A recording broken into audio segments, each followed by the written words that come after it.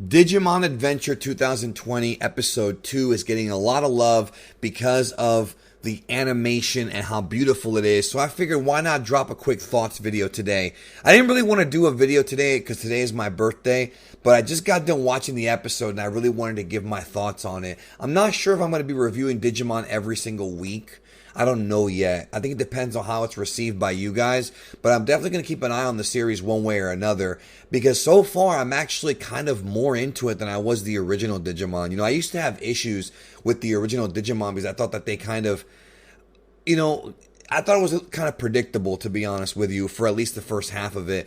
This is coming off very, very interesting because the changes they're making compared to the original series is one to be talked about. Like, we don't really know how long this show's going to go. Many are assuming it's going to be about 1 year and it'll end around April of next year, but we don't know that for sure because they seem to be speeding through the plot a little bit faster paced than expected. And there's also theories that they might consolidate Digimon's first 2 seasons into one, into this one show. Difficult to say, but so far, I've actually kind of enjoyed the pacing. Some don't like it, some do. This episode featured, not really the debut because we saw him before, but it featured kind of a big emphasis on Garurumon, who I actually really have always enjoyed. Also, I gotta say, every time I see Greymon doing the Mega Flare, I just love it. I love seeing that animation. And it makes me want to play some Digimon games. So if you have any Digimon video games that you would recommend for me to play, keeping in mind that I'm not an expert whatsoever in Digimon. It's been, like I said in my review for episode 1, 20 years since I've seen this series. I saw the original Digimon, in 99, 2000. I think it was around 2000 actually when I watched it. And then, of course, Digimon Season 2, the Armored Digimon.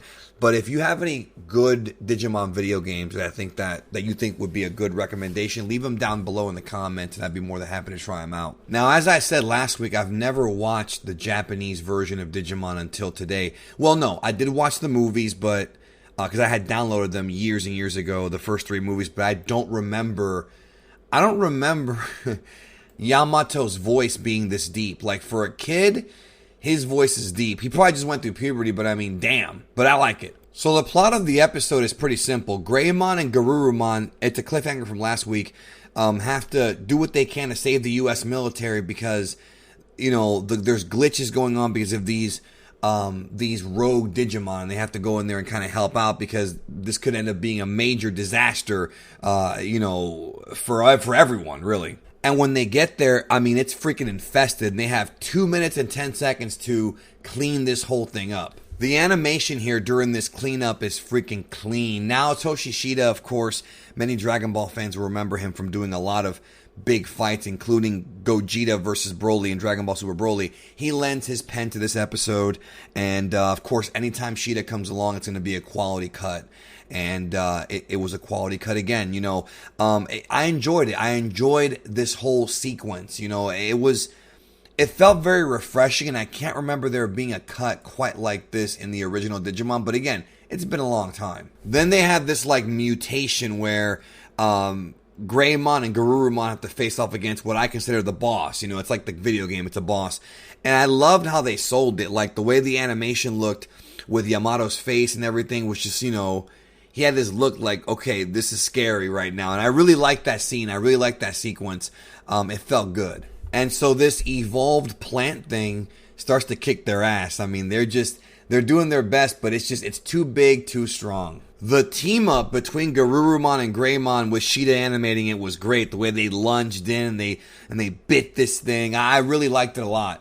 But unfortunately, even with this great double team, it's not enough. The missile gets launched anyways, and it's heading right for Tokyo. And as the missile's heading towards Tokyo, the Taichi's little brother touches this white leaf. Then all of a sudden, in the digital world, an egg appears and it cracks. And we have this being in the middle of the egg. And this is, of course, OMEGAMON. And I was really surprised that OMEGAMON appeared this early in this series. I've said it before, I don't remember the original series too well, but I remember OMEGAMON or Omnimon.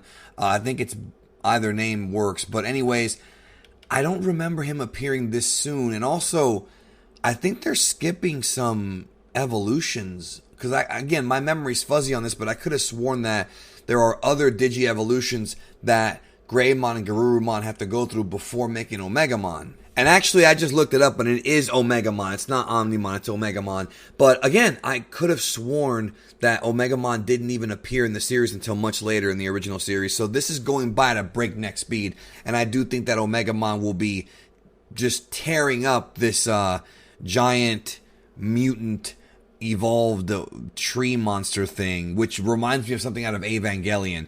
You know, this show so far is a lot of fun to watch and is going by at a pretty good speed, and I'm really enjoying it. And I think I'm getting more enjoyment from watching it now than I did even back like 20 years ago. This is a different show, and I like what they're doing with it. So what do you think? Let me know in the comments. Don't forget, you can watch this show on Crunchyroll. I'll leave a link down below to try the premium version for 14 days. You get to watch it literally right after it airs in Japan. Like I think about an hour or two after it airs in Japan, you'll be able to see on Crunchyroll Premium. You don't have to wait a few days like other shows, or if you have the non-premium version. Premium lets you do that, plus, of course, high definition on all your devices. Try it for free for 2 weeks. I'll leave a link in the description.